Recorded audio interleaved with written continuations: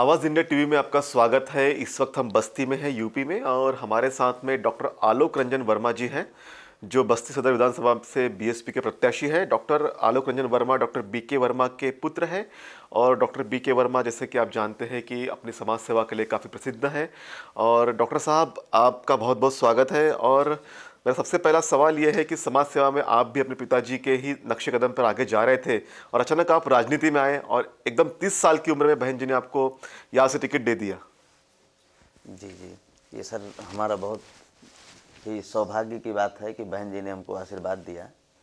और कहीं ना कहीं से हमको परिवार से प्रेरणा मिलती रही पहले से ही।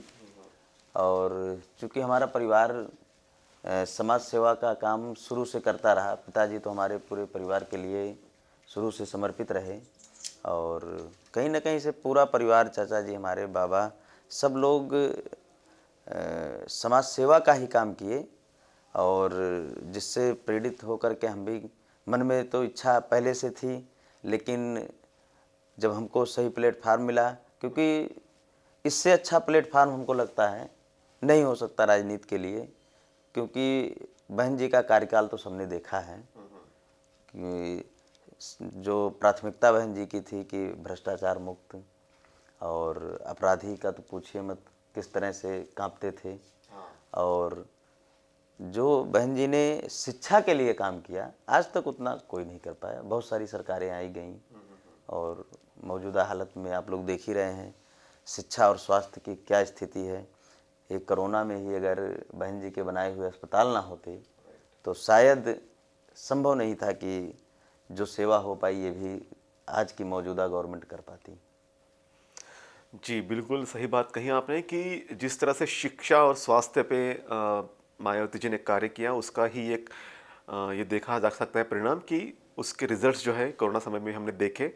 आपने आपको क्यों लगा कि आपको अभी विधानसभा का चुनाव कॉन्टेस्ट करना चाहिए? इतने कम उम्र में बहन जी ने आपको आशीर्वाद दे दिया।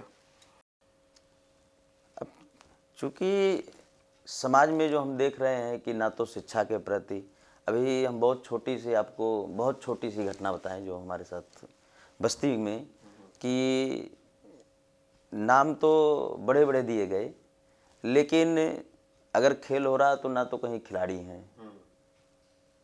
मतलब 14 गोल्ड मेडलिस्ट हमारे देश में आए, लेकिन बस्ती का दुर्भाग्य रहा कि एक प्रदेश लेवल का भी खिलाड़ी नहीं आ सका। अब जो भी कारण रहा हो, चूँकि अब हम तो उसमें नहीं थे, लेकिन अब कारण जो भी हो, लेकिन ये बस्ती का दुर्भाग्य ही कहा जाएगा कि इतने, ऐसा नहीं है, बस्ती शुरू से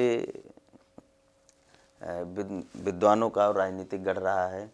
जैसे आचार्य रामचंद्र शुक्ल की धरती कही जाती है, तो ऐसा नहीं है कि बस्ती में किसी भी प्रकार के टैलेंट की कमी है या टैलेंट के लोगों की कमी है, लेकिन सही अवसर ना मिल पाने पे, सही प्लेटफार्म ना मिल पाने से बहुत सारे लोग नहीं आगे आ पाए। और हमको लगा कि बहन जी के नेतृत्व में हम अच्छा कर सकते हैं, तो हमको बहन जी से आशीर्वाद मिल गया तो हम राजनीति में आ गए। जी, बहन जी से आशीर्वाद मिला तो बिल्कुल 30 साल की उम्र में राजनीति में आ गए, और अभी विधानसभा का चुनाव भी कॉन्टेस्ट कर रहे हैं। मेरा ये सवाल है कि जिस तरह से आप बस्ती विधानसभा से आप चुनाव कॉन्टेस्ट कर रहे हैं, किस तरह के मुद्दे हैं आपके प्रचार के लिए? किस तरह से आप लोगों के पास जाकर वोट की अपील कर रहे हैं? तो पहला तो हमारा मुद्दा यही है कि बिना शिक्षा के कुछ भी संभव नहीं है। जैसा कि बाबा साहब बहुत पहले ही कह चुके हैं कि शिक्षा ही वो ज्ञान है, और कि जो उसको पिएगा वो दहाड़ेगा, जो नहीं पिएगा वो पीछे रह जाएगा। तो पहला मुद्दा तो हमारा शिक्षा है। दूसरा मुद्दा हमारा स्वास्थ्य है। और उसके बाद जो समाज में आज चल रहा है कि केवल जातिवाद की, धर्म की राजनीति हो रही है,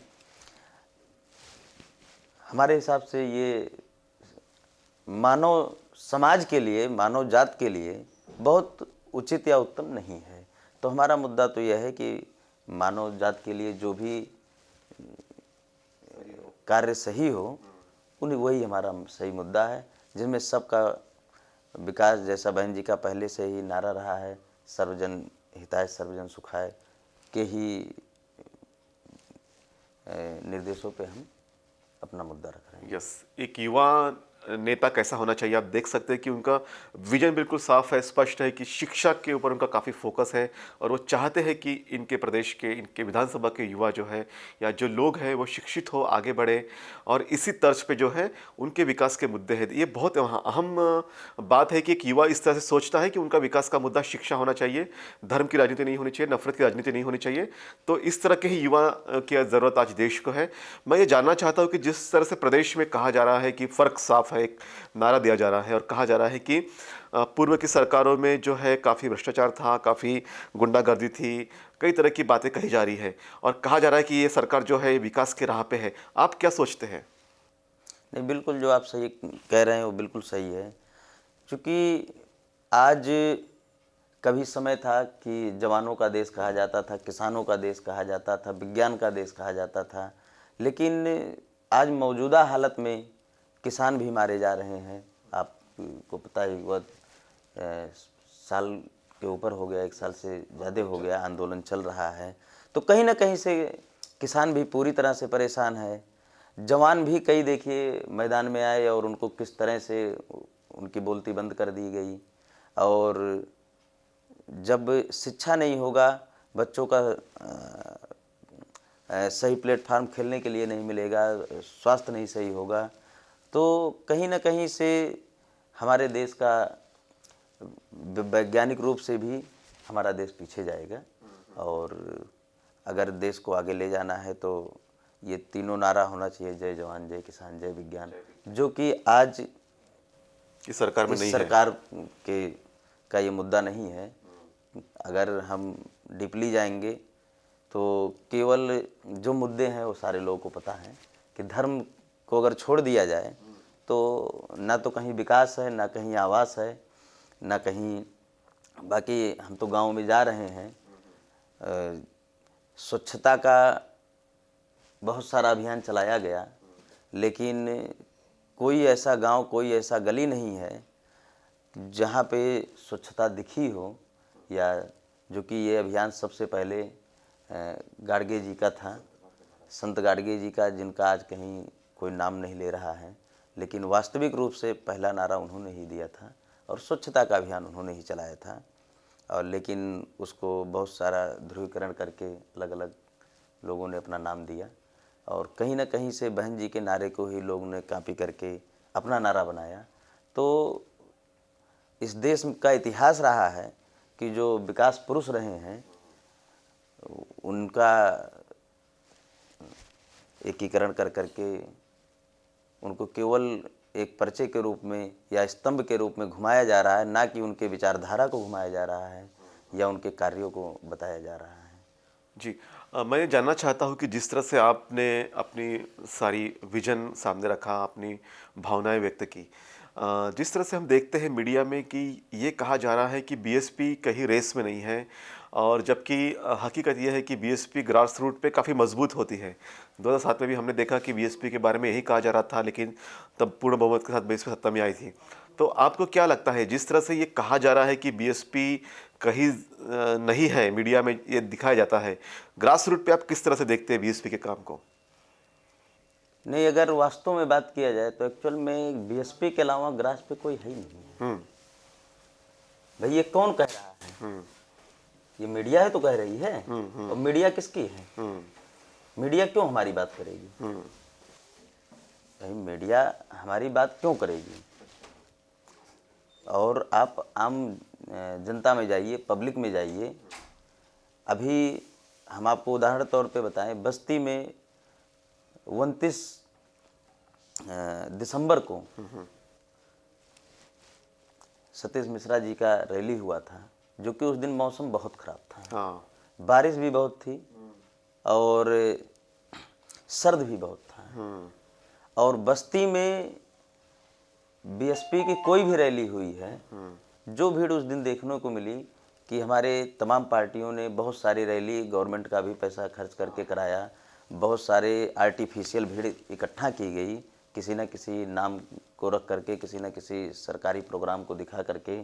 लेकिन जो भीड़ उसमें उमड़ के गई कि 10,000 से ऊपर भीड़ थी, जिसमें लोगों को बैठने तक का जगह नहीं था, लेकिन कहीं ना कहीं से जो उत्साह देखने को मिला और मौजूदा गवर्नमेंट के प्रति जो विरोध देखने को मिला, इससे ये सीधा साफ होता है कि आज आर्टिफिशियल भीड़ को हटा दी जाए, आर्टिफिशियल बात को हटा दी जाए, तो बीएसपी के अलावा कहीं कोई है नहीं।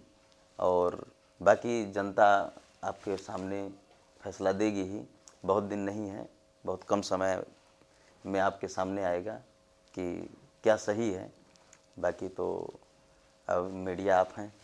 जी बिल्कुल, आपने बताया कि बीएसपी के कार्यकर्ता कितने कर्मठ हैं और इतनी सर्द में, इतनी सर्द हवाओं में और बारिश में भी डटे रहे। और बीएसपी की जो सभा हुई थी 29 दिसंबर को यहाँ पर, वो अपने आप में एक ऐतिहासिक सभा थी। और इस तरह से बस्ती ज़िले में जो है बीएसपी का जनाधार काफ़ी स्ट्रांग है। इस तरह की बातें जो है डॉक्टर आलोक रंजन वर्मा ने कही है। डॉक्टर साहब, मैं आपसे ये जानना चाहूँगा कि समाजवादी पार्टी का भी एक विकल्प लोगों के सामने अभी फ़िलहाल है, और जिस तरह से बीएसपी के कई लोग भी समाजवादी पार्टी में ज्वाइन कर चुके हैं, तो आपको क्या लगता है समाजवादी पार्टी आपके लिए कहीं ना कहीं एक चैलेंजिंग पार्ट हो सकती है?